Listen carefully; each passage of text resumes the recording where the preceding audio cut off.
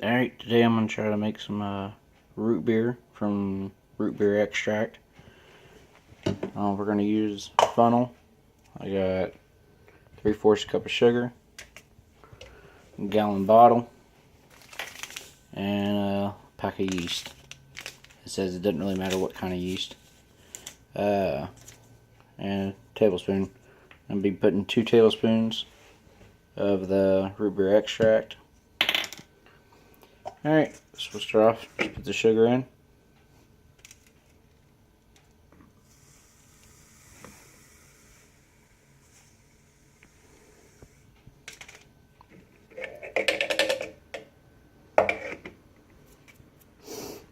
And now I'm going to shake this up to get the sugar all nice and dissolved.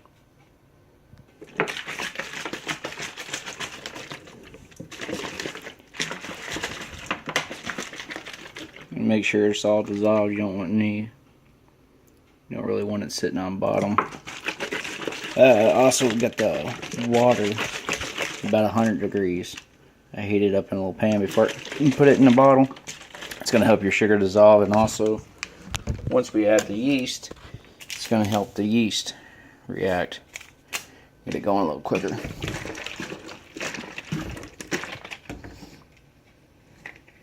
Alright, we got the sugar all mixed up in there. We got the water nice and warm. Now we're going to add, I'm only going to use about half a pack of this little thing of yeast.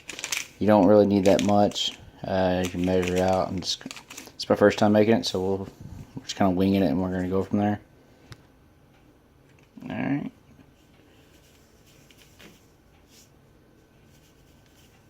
Sure, that's half a pack. Yeast is all in there. Now 2 tablespoons of the extract.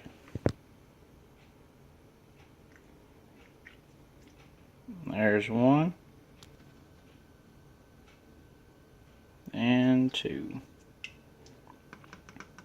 Now that's all in there.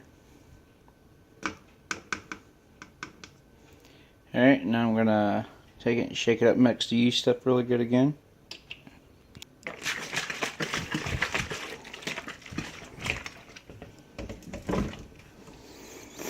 You want to make sure the top is nice and secure, and the yeast is going to start reacting with that sugar and putting off the CO2, which is going to build up in your little top area here and build up pressure, and then that CO2 is going to be forced back down into the liquid.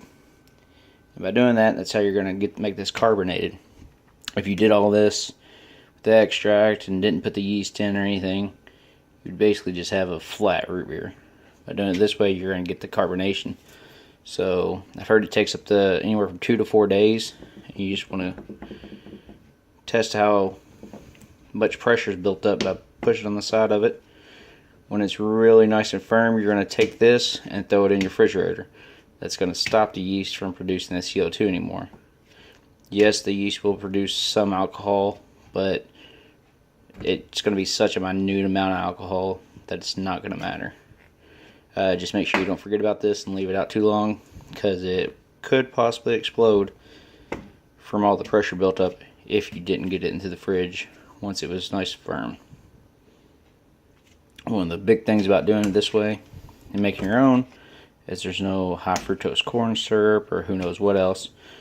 What we know is going to be in our soft drink here is we know exactly how much sugar is in there. We know exactly what's made for the flavoring, a little bit of yeast. If the 3/4 of a cup of sugar isn't going to be enough, I don't know how sweet it's going to be with that little sugar in there, then I got some stevia drops that I'm going to add to it to increase the sweetening. Alright, give it a shot and see what you think. And I'll post a video or comment soon on how it turns out.